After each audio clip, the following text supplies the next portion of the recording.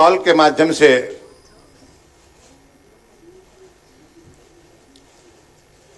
माननीय मुख्यमंत्री महोदय के लिए हम सब की तरफ से स्वागत के ये भाव एक विधा के रूप में हम जब प्रयोग कर रहे हैं।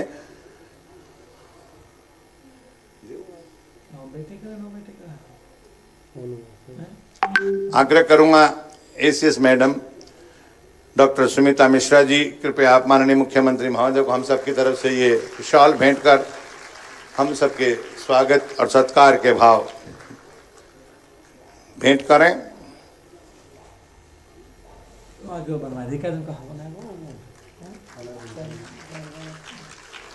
आपकी तालियां बराबर बजती रहनी चाहिए। इस प्रेक्षागृह में ये सुखद एहसास हम सबको मिले।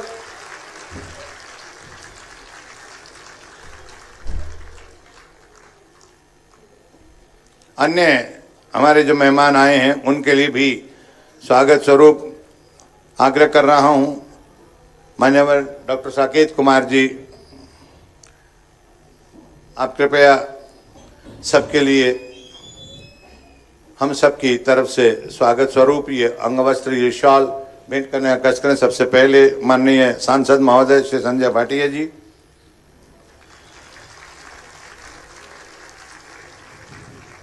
श्री विधायक महोदय श्री हरविंद्र कल्याण जी,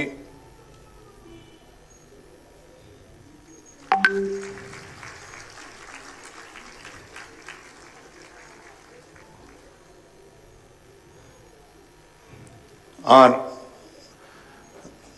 इनके अलावा माननीय डॉक्टर आर.सी. मिश्रा, अन्य विधायक महोदय, आपके लिए भी मैं क्षमा चाहूंगा, कृपया स्वीकार कीजिएगा।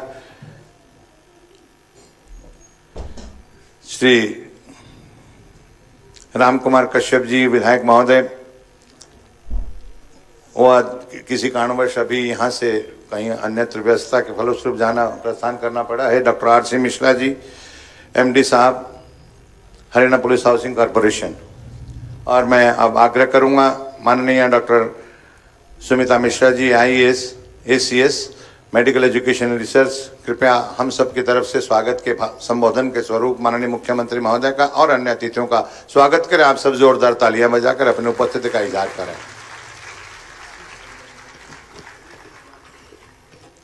माननीय मुख्यमंत्री महोदय श्री मनोहर लाल जी, आदरणीय एमपी करनाल श्री संजय भाटिया जी, आदरणीय और मेरे भाई समान Shri Harvinder Kalyan ji, Shri R C. Mishra CMD police housing corporation, vice chancellor PGI Rohtak doctor Anita Saxena, DG medical education department doctor Saket Kumar, यहाँ पे अन्य स्टेट के गवर्नमेंट मेडिकल कॉलेजेस के डायरेक्टर साहिबान जो उपस्थित हैं, doctor Garg, director Kalpana Chawla medical college, deputy commissioner Karnal, department of medical education and research के सभी वरिष्ठ अधिकारीगण, प्रिय students, doctors and supporting in people in the making and media के जो यहाँ पे पर्सनल उपस्थित हैं, मुझे हार्दिक प्रसन्नता हो रही है आज माननीय मुख्यमंत्री जी का यहाँ स्वागत करने में।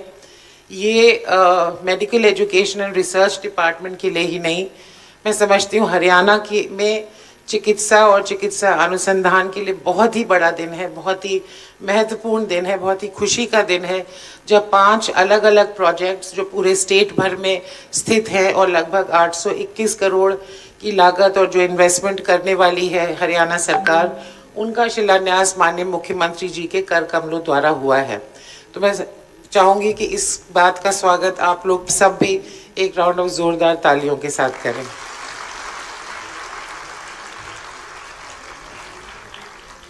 चिकित्सा शिक्षा और अनुसंधान को माननीय मुख्यमंत्री जी ने अभूतपूर्व प्राथमिकता दी है। ये कई चीज़ों से पता चलता है, इसके कई मापदंड हैं। मैं बस मोटे तौर पे बताऊंगी कि 2014 में जहां लगभग सिर्फ 700 सीट्स थी एमबीबीएस की, आज वही लगभग 2200 है और अगले 3 साल में ये नंबर 3000 से ऊपर होने की संभावना है।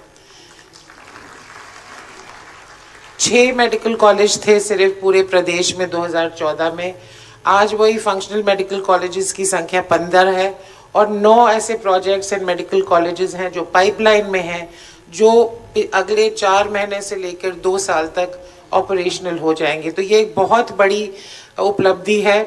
बहुत बड़ा निवेश किया है सरकार ने, एक बहुत लॉन्ग टर्म विजन लेकर चले हैं। और जो हमारे लिए लक्ष्य माननीय मुख्यमंत्री जी ने रखा है कि हम उत्तम चिकित्सा शिक्षा भी प्रदान करें अपने जो मेडिकल स्टूडेंट्स हैं, जो पैरामेडिकल, नर्सिंग, फिजियोथेरेपी, ऑल मतलब एक पूरा होलिस्टिक अप्रोच लेकर, और उसके साथ साथ आधुनिक और अफोर्डेबल पेशेंट केयर भी उपलब्ध कराएं हरियाणा के लिए। तो ये हमारा लक्ष्य है। इसी को और आगे बढ़ाने के लिए जो आज 5 प्रोजेक्ट्स जिनका शिलान्यास किया है, सबसे पहले तो कल्पना चावला का ही फेज़ 2, जिसमें 170 करोड़ की जो मिसिंग इंफ्रास्ट्रक्चर हम कह सकते हैं, जिसमें रेजिडेंसेस, हॉस्टल्स, वो सब ऐड होंगे, एक क्लब हाउस ऐड होगा। तो क्योंकि मेडिकल कॉलेज को जो मेरा मानना है वो एक अपने आप में एक पूरी कम्युनिटी होती है, एक पूरी सोसाइटी होती है। तो जो भी इंफ्रास्ट्रक्चर है वो हम चाहे फेजेस में उसको हम पूरा करने के लिए वचनबद्ध हैं। इसके अलावा खानपुर कला मेडिकल कॉलेज में फेज़ 3 जो एक काफ़ी बड़ा प्रोजेक्ट है 419 करोड़ का, उसका भी शिलान्यास रखा है आज माननीय मुख्यमंत्री जी ने। और इसमें भी nursing, paramedical, physiotherapy colleges, hostels and doctors and students residences भी शामिल हैं। इसके अलावा रोहतक पीजीआई में एक state of the art modern private ward का पत्थर रखा है। इसमें 492 जनरल वार्ड बेड्स ऐड होंगे और 109 प्राइवेट वार्ड बेड्स ऐड होंगे। एंड एज आई सेड, ये एक state of the art facility होगी। रोहतक पीजीआई रोहतक हमारा फ्लैगशिप इंस्टीट्यूट है, पुराना भी है, तो इसमें निरंतर इस मॉडर्नाइजेशन की भी आवश्यकता है और ये इसी ओर एक कदम है। और 2 और प्रोजेक्ट्स हैं। कुटेल की यूनिवर्सिटी ऑफ हेल्थ साइंसेज में भी एक प्राइवेट वार्ड का पत्थर रखा है। और सफ़ीदों में जहाँ पे हमारा गवर्नमेंट नर्सिंग कॉलेज ऑलरेडी चल रहा है, पर वो गवर्नमेंट कॉलेज में चल रहा है, उसकी अपनी कैंपस या बिल्डिंग नहीं है, तो उसका भी पत्थर आज रखा है। मैं एक बार पुनः माननीय मुख्यमंत्री जी का स्वागत और आभार व्यक्त करती हूँ। उन्होंने समय दिया, उनके आने से हमेशा हमें और ऊर्जा और प्रेरणा मिलती है। और हम कोशिश करेंगे कि इन सारे प्रोजेक्ट्स को ही एक बहुत ही समयबद्ध तरीके से और गुणवत्ता में को ध्यान रखते हुए पूरा कराएं। एक बार फिर आपका स्वागत है सर और धन्यवाद। Thank you.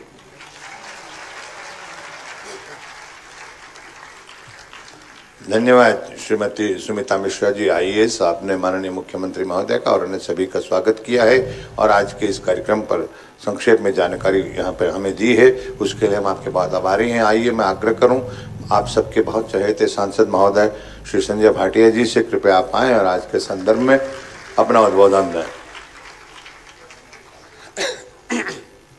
धन्यवाद मंच संचालक महोदय। मैंने किसी अधिकारी को इतनी अच्छी हिंदी और शुद्ध हिंदी में बोलते हुए पहली बार सुना। सुमिता जी बहुत अच्छा बोले आप। हम सबके अपने मैं कहता हूँ पूरे हरियाणा के लिए तो हम कहते हैं हमारे मुख्यमंत्री मनोहर लाल जी, लेकिन करनाल के लोग भाग्यशाली हैं, वो कहते हैं अपना मनोहर लाल, हमारा मनोहर लाल। कोई कुछ बोलता है, बुजुर्ग कुछ बोलते हैं, बच्चे कुछ बोलते हैं, हमारा सौभाग्य है। लेकिन आपकी इस बात की तारीफ है कि आपने पूरे हरियाणा का बन के सब जगह ओवरऑल डेवलपमेंट हो और इस काम के अंदर सभी अच्छे अधिकारियों ने आपका साथ भी दिया। साकेत जी बैठे हैं, हमारी वीसी मैडम सक्सेना जी बैठी हैं, आरसी मिश्रा जी मेरे मित्र हैं वो बैठे हैं, और बहुत ही हमारे सज्जन और नेक, मैं कहूँगा कि जिनको देख के ही मन प्रसन्न होता है, ऐसे घरोंडा के हमारे विधायक हरविंदर कल्याण जी और मुख्यमंत्री जी की अनुपस्थिति में उनके प्रतिनिधि के रूप में हर जगह हर एक की सुनने वाले ऐसे मेरे छोटे भाई संजय बटला जी, मेरी बहन रेनू बाला जी, मैं सबका नाम ले सकता हूँ। अग्गी जी बैठे हैं यहाँ पर, कृष्ण जी बैठे हैं, अशोक जी बैठे हैं, जोशी जी बैठे हैं। और सबसे ज्यादा खुशी मेरे को इस बात की है कि यहाँ पर छोटी छोटी बच्चियां बैठी हैं। पानीपत में मोदी जी ने शुरुआत करी थी बेटी बचाओ बेटी पढ़ाओ। ऐसा नहीं है कि बेटियां पहले नहीं पढ़ती थी या बेटियां थी, पढ़ती थी, लेकिन एक समय ऐसा आ गया था कि जब पेरेंट्स थे, माँ बाप थे, खुद के माँ बाप, जब एक बेटी पहले हो तो दूसरी बेटी के जन्म में उनको दिक्कत होती थी, वो अबॉर्शन करवाते थे। ये और कोई शर्म भी नहीं करते थे, खुल के बताते थे।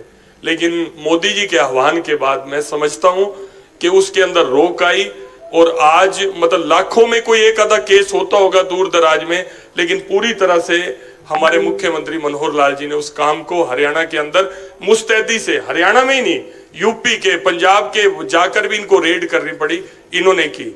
हमारी मीटिंग होती है सांसदों की, माननीय प्रधानमंत्री जी बोलते हैं, मुझे बड़ा गौरव का अनुभव होता है। वो बोलते हैं कि पूरे देश में सभी प्रदेशों ने अच्छा काम किया, लेकिन हरियाणा एक ऐसा प्रदेश है, अगर केंद्र की कोई योजना की भी बात हमने रखी है, केंद्र की योजना तो पूरे देश में लागू होती है, लेकिन हरियाणा एक ऐसा प्रदेश है जो 100% नहीं 110% उसको लागू करता है, इंप्लीमेंट करता है। और हमें बड़ी खुशी होती है कि हम हरियाणा के हैं और मुख्यमंत्री हमारे अपने हैं। आज भी आप देखो, मिश्रा जी मैडम एक बात कर रही थी कि निवेश किया, इन्होंने एक बहुत बड़ा निवेश किया। मुझे एग्जैक्ट थोड़ा ज्यादा हिंदी भी नहीं आती, ज्यादा इंग्लिश भी नहीं आती, थोड़ा कम पढ़ा लिखा हूं। निवेश कई बार किया जाता है लाभ की दृष्टि से, लेकिन अच्छा ठीक है, सामाजिक, हाँ मैं वही कह रहा हूं कि ये उन्होंने एक सोशल काज के लिए ये पैसा लगाया है, सोशल काज के लिए पैसा लगाया है। इससे कोई मुख्यमंत्री वापसी की नहीं सोच रहे। मुझे लगता है कि जो इन्होंने एक काम किया कि मेरिट पे नौकरी, मेरिट का मतलब आप बच्चों को नहीं पता, आप बच्चे बहुत छोटे हो, क्योंकि 10 साल तो माननीय मुख्यमंत्री जी को होने वाले हैं। 10 साल से पहले आप बहुत छोटे थे, जब नौकरी मिलती थी, आपके पेरेंट्स को पता है, जब वो पैसा देते थे, एक एक नौकरी का रेट लगता था, 25 लाख में थानेदार लगेगा, इंस्पेक्टर लगेगा, 50 लाख में ये लगेगा, 2 करोड़ में SCS लगेगा, इस तरह रेट खुलते थे। लेकिन मुख्यमंत्री जी ने नाराजगी लेते हुए, और खास तौर पे बीजेपी के कार्यकर्ता की नाराजगी लेते हुए कि अब हमारा राज आया तो हमारे बच्चे नहीं लगेंगे, इन्होंने कहा कि पूरे हरियाणा के बच्चे और बच्चियां मेरे अपने बच्चे हैं, जो योग्य होगा पहले उसको मिलेगी, उससे कम योग्य को उसके बाद, आखिरी बच्चे तक की मैं चिंता करूंगा कि सबका रोजगार हो। और ये रोजगार की दृष्टि में भले ही इन्होंने मेडिकल के क्षेत्र में, पढ़ाई के क्षेत्र में ये आज इतना बड़ा, चाहे मेडिकल कॉलेज है, नर्सिंग कॉलेज है, उसको आगे बढ़ा रहे हैं, लेकिन सही मायने में ये एम्प्लॉयमेंट को बढ़ाने वाली आपके जो आज काम आप कर रहे हो, कि अगर हमारे बच्चियों को अच्छी ट्रेनिंग मिल जाएगी, अच्छी पढ़ाई मिल जाएगी, अपने आप में एम्प्लॉयमेंट जनरेट हो जाएगा। और जिस तरह से आयुष्मान भारत मोदी जी ने लागू किया और मनोहर लाल जी ने उसको 500 गुना ज्यादा करके, मैं समझता हूं उन्होंने BPL के लिए लागू किया पूरे देश में, लेकिन मुख्यमंत्री ने तो कल रिकॉर्ड ही तोड़ दिया। वो अपने बजट के अंदर जब ये घोषणा करी, पहले इन्होंने कहा 3 लाख वाले का, पहले तो 81 तक का था, फिर 3 लाख, फिर 3 से 6 वाले का, अब इन्होंने कहा कि 6 लाख से भी ऊपर जिसकी इनकम है वो थोड़ा सा अमाउंट देकर अपना 5 लाख का प्रत्येक सदस्य का बीमा करा सकता है। ये पूरी दुनिया में, अमेरिका के बारे में हम सुनते थे, पूरी दुनिया में हरियाणा पहला ऐसे राज्य हो गया जिसने हर अपने हरियाणवी को इस इंश्योरेंस के अंदर, मेडिकल इंश्योरेंस के अंदर कवर कर दिया। वाकई में ही इस कदम से आपने सबका दिल जीत लिया। और 100 साल से जो लाल डोरे के अंदर लोग बैठे थे, जिनकी रजिस्ट्री नहीं थी, कब्जा से कब्जा बेचे जाते थे, उनको भी आपने मालिक बनाया। ऐसे बहुत अच्छे काम आपने किए हैं। जब तक ये हरियाणा रहेगा मनोहर लाल जी, आपका नाम रहेगा, क्योंकि आपने नेक नियत के साथ, ईमानदारी के साथ हर अच्छे काम को लागू करने में, भले ही लोगों की कितनी मर्जी नाराजगी रही हो। आज मेरा नंबर तो नहीं पड़ना था बोलने का, अनिल विज जी आ नहीं पाए किसी कारणवश से, तो मेरे को सुमिता जी और DC साहब कहने लगे कि संजय जी वो आए नहीं तो आप बोल देना। मैं कहा साहब से पूछ लो मैंने बोलना है कि नहीं बोलना, अगर वो कहेंगे तो मैं बोलूंगा। तो साहब ने इजाजत दी कि बोले। मैं अनिल विज जी की तरफ से, आप उनका प्रतिनिधि समझ लिए, आप समझिए कि मैं उनके उस पर बोल रहा हूं। और माननीय मुख्यमंत्री जी का, और करनाल लोकसभा क्षेत्र के सांसद होने के नाते से मेरे क्षेत्र में भी आपने लगभग 200 करोड़ के जो ये काम, 250 करोड़ के काम आप कर रहे हैं, उसके लिए धन्यवाद। हमारे यहाँ के अब के MK गर्ग जी, जो कल्पना चावला के डायरेक्टर है, मैं मिला तो नहीं लेकिन मेरी फोन पे कई बार बातचीत हुई है। और मैं कल्पना चावला मेडिकल के बारे में बताना चाहूंगा CM साहब को भी, आप तो बिल्कुल प्रत्यक्षदर्शी थे। कोविड काल के अंदर इस मेडिकल कॉलेज ने, इस मेडिकल हॉस्पिटल ने, कल्पना चावला हॉस्पिटल ने लोगों का दिल जीता है। जो भी यहाँ पर आया, यहाँ के डॉक्टरों ने बड़े दिल से सेवा करी। मैं आप सबका धन्यवाद करते हुए, आपने मुझे बोलने का समय दिया, आपका बहुत बहुत धन्यवाद। नमस्कार।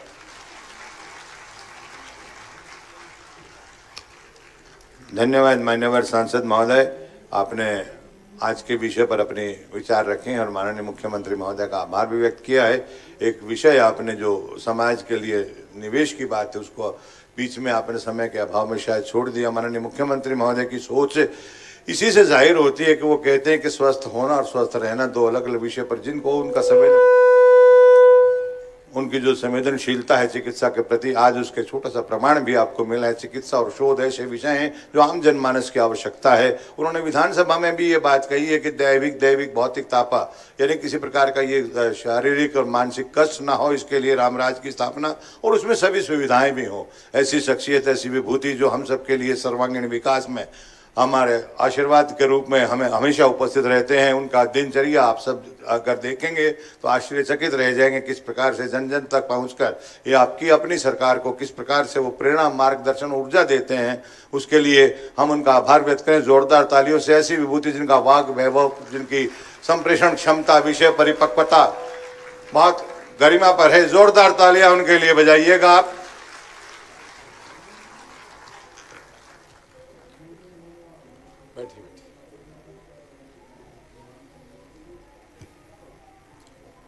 मंच पर विराजमान हमारे अपने इस क्षेत्र के लोकसभा में सांसद श्री संजय भाटिया जी, हमारे विधायक घरौंडा से श्री हरविंदर कल्याण जी,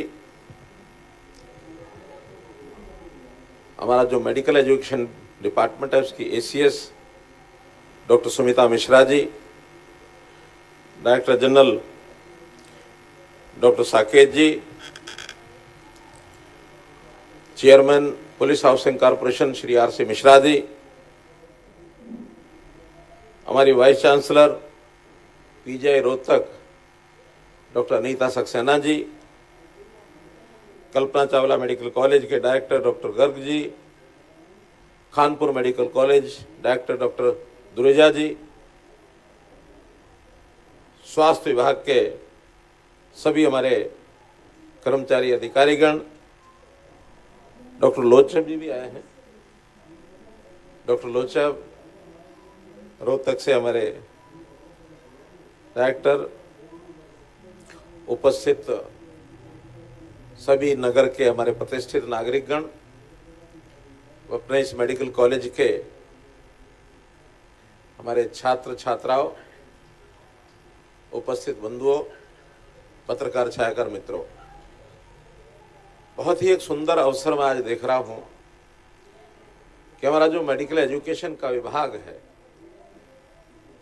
वो निरंतर बहुत तेज गति से आगे बढ़ रहा है। ये बात ठीक है कि हमने 2015 में एक टारगेट अपने सामने रखा था कि हमारे डॉक्टर्स की संख्या हरियाणा में बहुत कम है और इन डॉक्टर्स की संख्या यदि बढ़ानी है तो स्वाभाविक है मेडिकल कॉलेजेस की संख्या बढ़ानी पड़ेगी।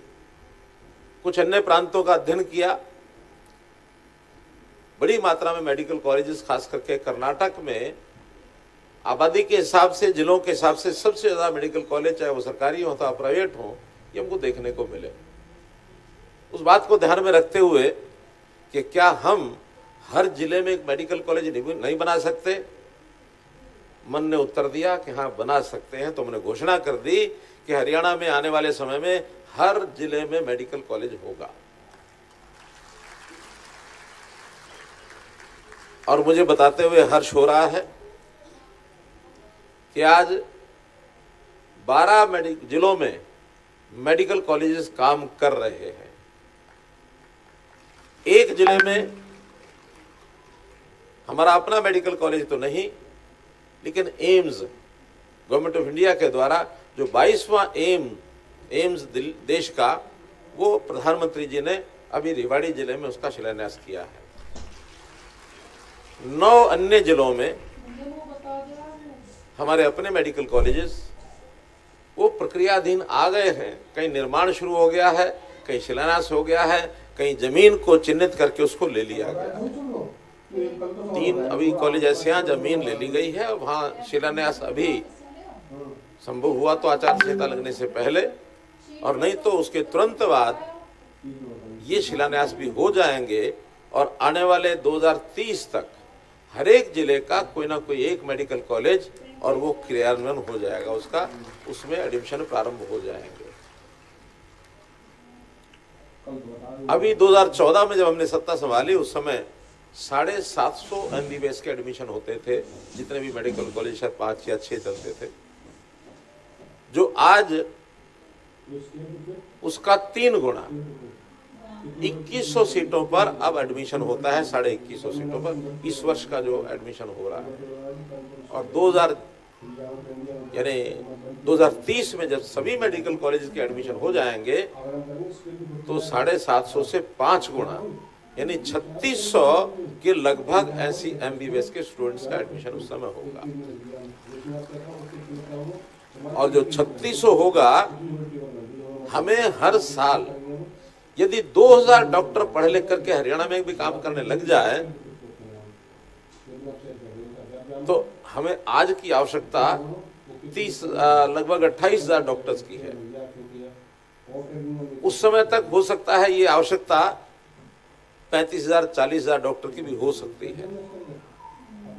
ऑन एवरेज अगर एक डॉक्टर 20 से 25 साल भी काम करे तो 2000 डॉक्टर के हिसाब से 40,000 डॉक्टर्स हमारे अपने हरियाणा में जो डॉक्टर बनते हैं उनसे हरियाणा का गांव-गांव तक की चिकित्सा ये हमारे काबू में होगी। हर गांव-गांव में 6,500 गांव हैं, हर गांव में एक, बड़े गांव में 2, बाकी शहरों में और ज्यादा, जहां बड़े हॉस्पिटल में उससे थोड़ा ज्यादा, मेडिकल कॉलेज में भी डॉक्टर्स होंगे। तो ऐसे सब डॉक्टर्स के द्वारा हम हर अपने इस ग्रामीण क्षेत्र का है क्या यानी प्रदेश का हर नागरिक जिस भी प्रकार की सुविधाएं हम स्वास्थ्य विभाग में दे सकते हैं वो स्वास्थ्य विभाग की सुविधाएं देने के लिए हमारा इंफ्रास्ट्रक्चर तैयार हो जाएगा। अभी संजय जी ने जैसे ध्यान कराया कि देश में आयुष्मान भारत की जो योजना चली, प्रधानमंत्री जी ने चलाई, वो पहले BPL परिवारों की थी।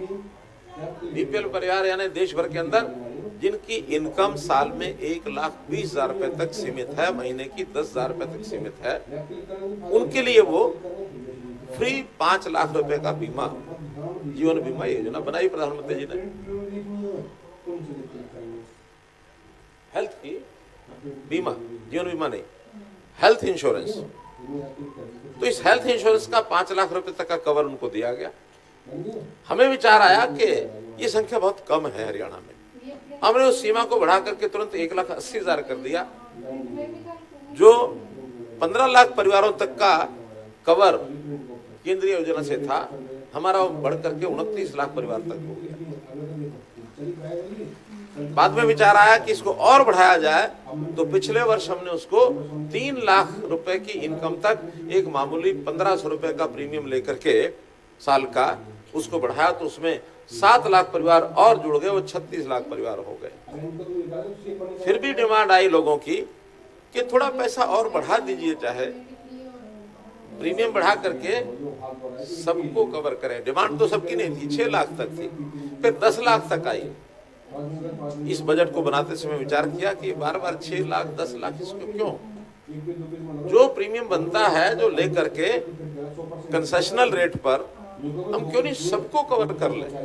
तो कल ही बजट में घोषणा हमने कर दी कि 6 लाख तक 3 से 6 4,000 रुपया और 6 से ऊपर 5,000 रुपया कोई भी परिवार, कोई भी व्यक्ति प्रदेश का इस कवर में आना चाहता है तो यूनिवर्सल हेल्थ इंश्योरेंस, ये Haryana is the first state to cover all the citizens, all the families of the state.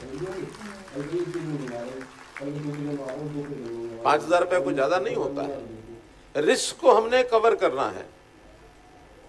मैं कई बार पूछता हूं कि बताइए इसका लाभ कौन कौन लेना चाहता है। कुछ लोग अनजाने में हाथ खड़ा कर देते हैं। मैंने कहा लाभ कब मिलेगा? पहले बीमार होना पड़ेगा, फिर इलाज कराना पड़ेगा, फिर लाभ मिलेगा। आप चाहते हो कि नहीं? हम नहीं चाहते, हम नहीं चाहते। हम 5,000 रुपए भर के रिस्क तो कवर कर लेंगे। रिस्क इसलिए कवर करना पड़ता है कि कहीं ऐसा हो गया तो खर्च बहुत ज्यादा होगा। अगर नहीं कुछ होता और 5,000 रुपए में अगर हमारा रिस्क कवर होता तो कोई नहीं 5,000 रुपया साल का एक फीस दे देंगे।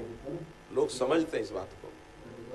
मैं चाहता हूं किसी को आवश्यकता न पड़े, लेकिन फिर भी इस रिस्क को कवर करने के लिए 4,000 रुपया या 1,500 रुपया या 5,000 रुपया आज के युग में बड़ा नहीं है।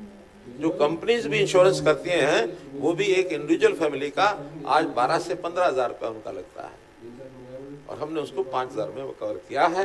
तो इससे बड़ी सुविधा मुझे लगता है हेल्थ इंश्योरेंस के कवरेज में, और इससे ज्यादा अभी नहीं बढ़ सकती। ये हेल्थ कवरेज इंश्योरेंस सबसे बड़ी है। तो मित्रों, जैसा आज बताया गया कि 2 जगह पर तो हमने, क्योंकि ये भी घोषणा की थी कि हर जिला केंद्र पर जो बड़े हॉस्पिटल हैं या मेडिकल कॉलेजेस हैं, प्राइवेट वार्ड ये जरूर होने चाहिए। बहुत कम है, कहीं 2-4 जगह 5 कमरे 4 कमरे हैं, लेकिन बड़ी संख्या में प्राइवेट वार्ड की भी आज आवश्यकता लोगों को रहती है। लोगों के पास साधन है, पैसा है, खर्च करना चाहते हैं, लेकिन प्राइवेट वार्ड के नाते से सब प्राइवेट हॉस्पिटल में जाके इलाज कराते हैं। सरकारी में प्राइवेट वार्ड होना चाहिए। तो ऐसे 2 जगह प्राइवेट वार्ड, एक रोहतक पीजीआई में और दूसरा कल्पना चावला नहीं कुटेल में। कुटेल की जो अपनी यूनिवर्सिटी बन रही है, पंडित दीनदयाल उपाध्याय आयुर्विज्ञान जो विश्वविद्यालय है, वहां भी एक प्राइवेट वार्ड। तो ऐसे 2 जगह के प्राइवेट वार्ड का शिलान्यास किया गया है। और ऐसे ही कल्पना चावला ये जो अपना मेडिकल कॉलेज है, इसका 2nd फेज इसका आज शिलान्यास हुआ है ताकि और इसका विस्तार हो सके। और इसी प्रकार खानपुर मेडिकल कॉलेज का फेज 3 उसका भी आज शिलान्यास किया है। और सफीदों में नर्सिंग कॉलेज सफीदों का भी कुछ वर्ष पहले उसकी घोषणा की थी, आज उसका भी शिलान्यास किया है। तो ऐसे 5 बड़े प्रोजेक्ट हेल्थ केयर को लेकर के, मेडिकल एजुकेशन को लेकर के, जिसकी कुल कीमत 821 करोड़ रुपया है, इसका शिलान्यास किया गया है। इसके लिए आपको बहुत बहुत बधाई, बहुत बहुत शुभकामनाएं।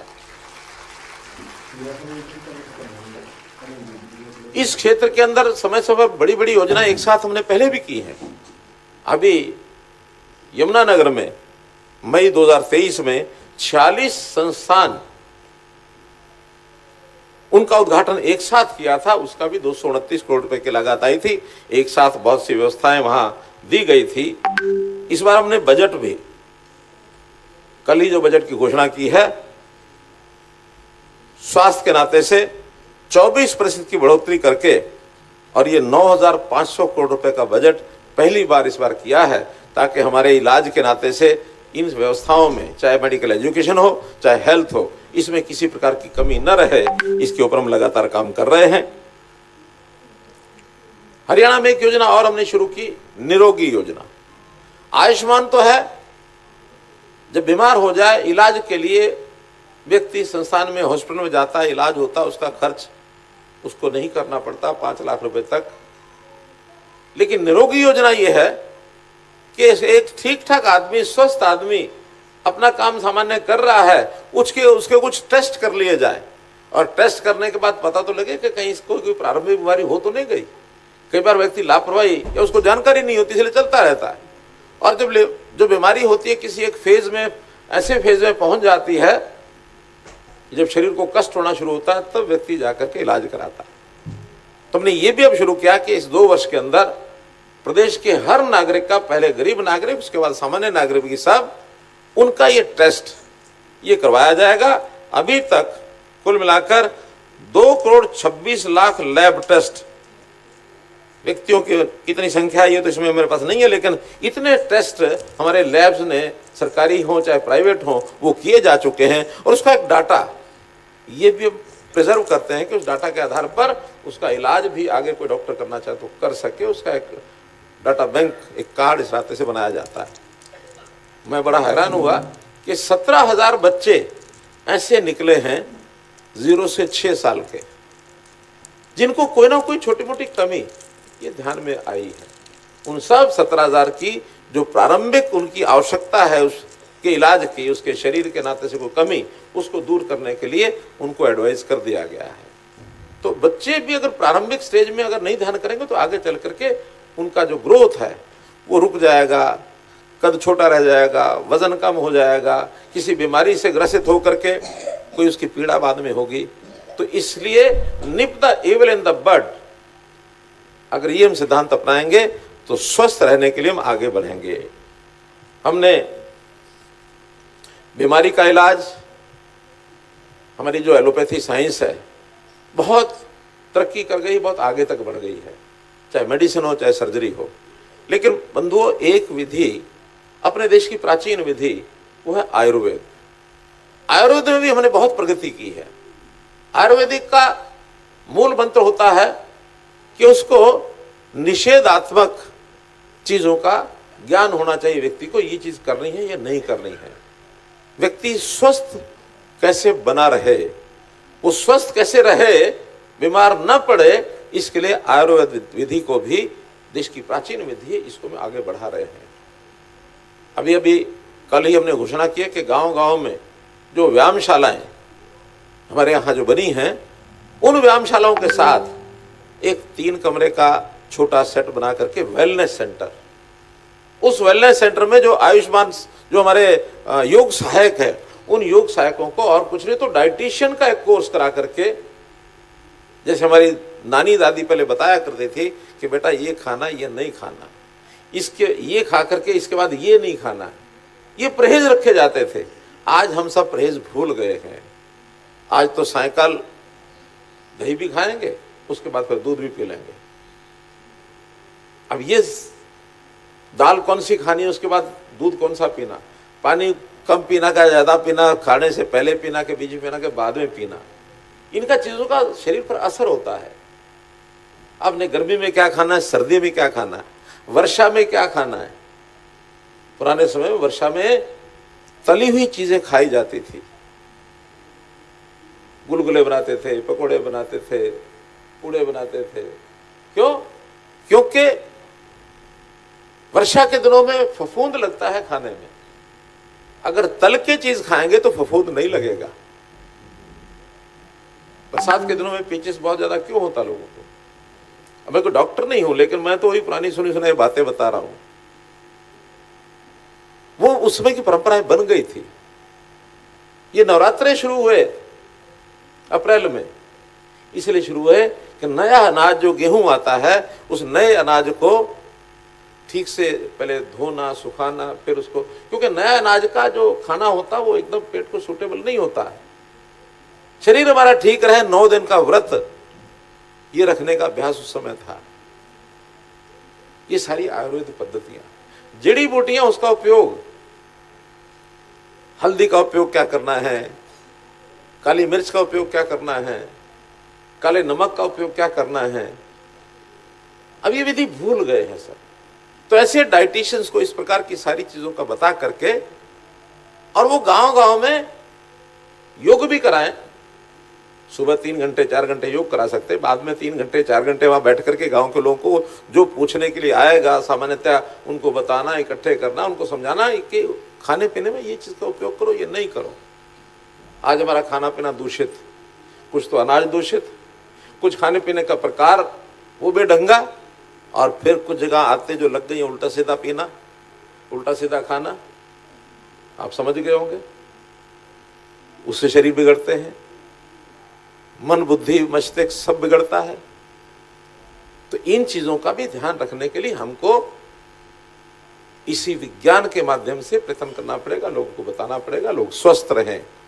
एक ने मुझे कहा कि आपका बजट बहुत बढ़ जाएगा, इस आयुर्वेद को आप आगे बढ़ाएंगे, आप वेलनेस सेंटर खोलेंगे, आप आयुष्मान के ये आप आयुर्वेद के तरीके से चलेंगे, योग के तरीके से, बजट तो बहुत बढ़ जाएगा। मैंने कहा हाँ बढ़ेगा, लेकिन मेरा बजट कम भी हो जाएगा। कम कहाँ होगा? लोग यदि बीमार नहीं होंगे तो मुझे अस्पताल में, मुझे मेडिकल साइड में उधर खर्च कम करना पड़ेगा। अगर ये स्वस्थ रहते हैं तो व्यक्ति के जीवन के जो कई साल खराब हो जाता है बीमारी कारण से, उसका शरीर जब अस्वस्थ होता है, उसके कितने दिन साल में बचेंगे कि स्वस्थ रह करके काम अच्छा करेगा। तो सामाजिक लाभ जिसकी बात हो रही है, सामाजिक लाभ इस प्रकार से भी गिनना पड़ता है, हर चीज पैसे से नहीं ली जाती। तो हम लोग इस व्यवस्था को ठीक करने के लिए आगे बढ़ रहे हैं, चाहे वो जो विषय है प्रिवेंटिव हो या क्योरेबल हो, इन सब चीज़ों को लेकर के हमारी ये जो विधि है, चाहे वो आयुर्वेद है, चाहे एलोपैथी है, चाहे उसके अंदर मेडिकल एजुकेशन है या हेल्थ सेक्टर है, इन सब पर पूरा बराबर ध्यान रखा हुआ है। यानी छोटे बच्चे से लेकर के और वृद्ध आयु तक के व्यक्ति का स्वास्थ्य कैसे अच्छा रहे, इन सब चीज़ों पर बहुत बारीकी से सोचकर हम आगे बढ़ रहे हैं। उसी कड़ी में आज के जो 5 प्रोजेक्ट जिसका यहाँ शिलान्यास किया गया है, ये उसको और आगे बढ़ाएगा। इस अवसर पर हमारे खास करके जो मेडिकल स्टूडेंट्स हैं यहाँ, उन सबको बहुत बहुत बधाई, बहुत बहुत शुभकामनाएं। एक बात जो और मेरी टिप्पणी में उसको अच्छे ढंग से कहना चाहूँगा कि हमने पानीपत में जब बेटी बचाओ बेटी पढ़ाओ ये अभियान चलाया था, तो वर्ष उसमें भले ही 2016 आज 7 वर्ष हो गए हैं, लेकिन 7 वर्ष के बाद आज उसके परिणाम को जो देखने को मिल रहे हैं, बहुत से ऐसे कोर्सेज पढ़ाई के अंदर जिनके अंदर आज मैं देखता हूं कि girls have out numbered boys, यानी आज 50% से भी ज्यादा आज लड़कियां बच्चियां ही उस पढ़ाई में बढ़ गई हैं। और मुझे लगता है कि रोहतक मेडिकल कॉलेज उसका एक उदाहरण है। वहाँ जो मेडिकल स्टूडेंट्स हैं, लड़कियां 55% हो गई है, 55%। तो वही आज दृश्य मैं यहाँ देख रहा हूँ। अब या तो जो मेरी बात है वो यहाँ लागू है, या फिर केवल उपस्थिति लड़कियों की ज्यादा दिख रही है, लड़कों की कम दिख रही है। जो भी हो, आपको बहुत बहुत बधाई, बहुत बहुत शुभकामनाएं।